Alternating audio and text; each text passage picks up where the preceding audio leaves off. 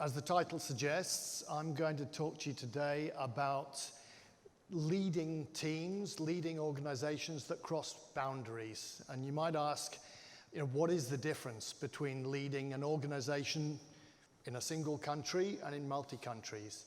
And obviously there are logistical and there are scalable issues, functional issues, but in reality the big difference is the diversity of people, the diversity of the team members, the diversity of customers. So that's what I'm going to be focusing on today.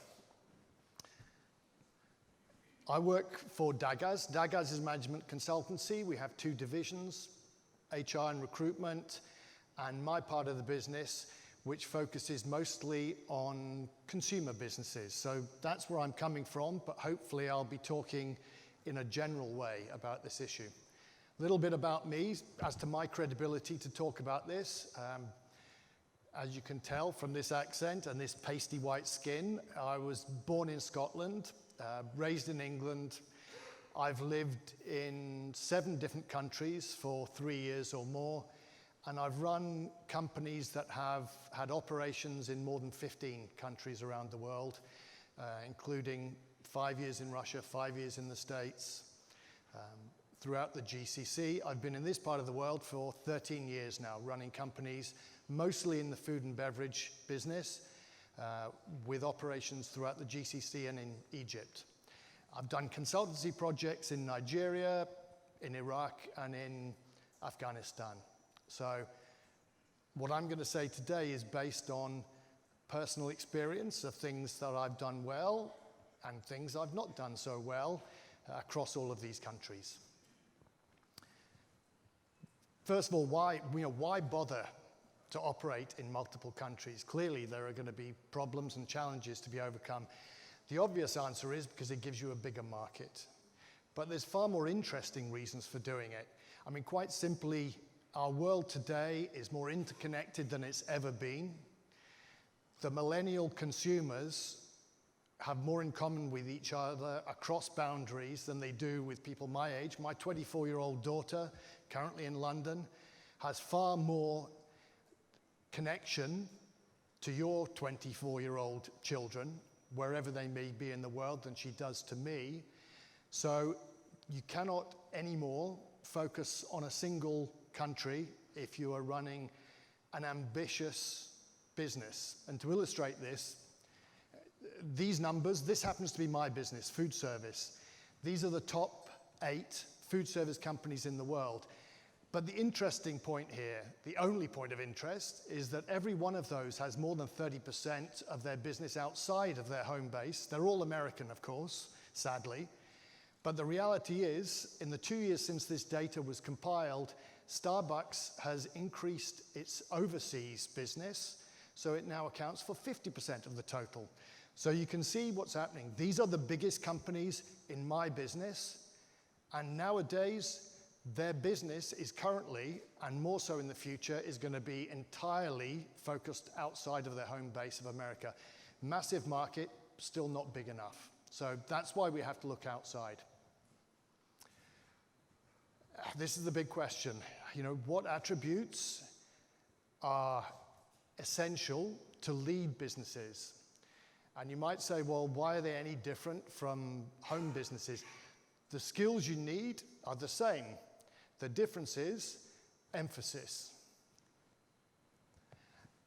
I have these 5 C's that I'm going to go through to try and explain it.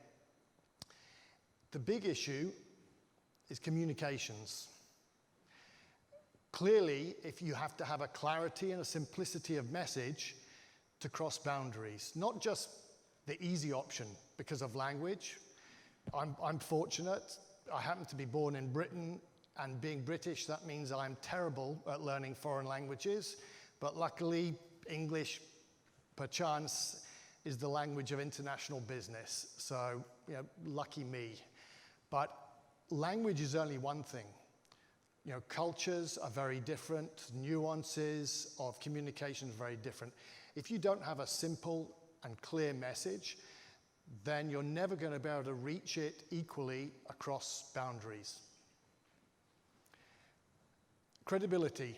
If you're a leader, you may well be a good or even a great manager, but not all great managers are great leaders. So you have to have some credibility, you have to understand the business, even while you allow managers to run that business on a day-to-day basis. Compass, what does compass mean? Compass means a defined direction. As the leader of a company, you have to have a defined direction. And everybody has to buy into that.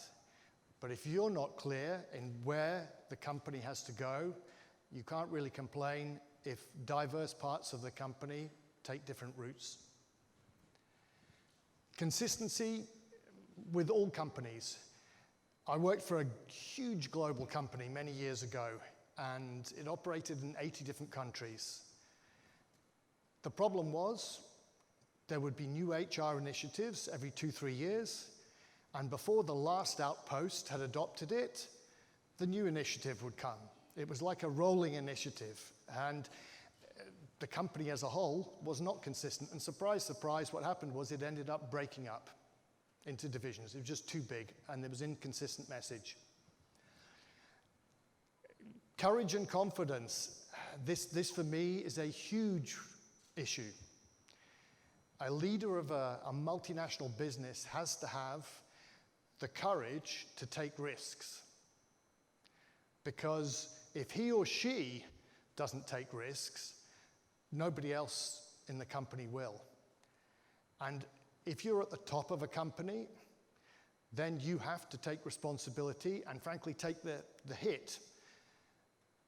The risks are yours to take, and the buck stops with you at the top, and you have to create that culture for everybody else. How do you go about doing it? I'm a big fan of individual personal SWOT analysis. I think you have to understand yourself first and foremost, truly understand yourself in a very honest and objective way, which isn't always easy. You have to recognize your strengths, but more importantly, I think you have to recognize your weaknesses and build a team that balances out those weaknesses.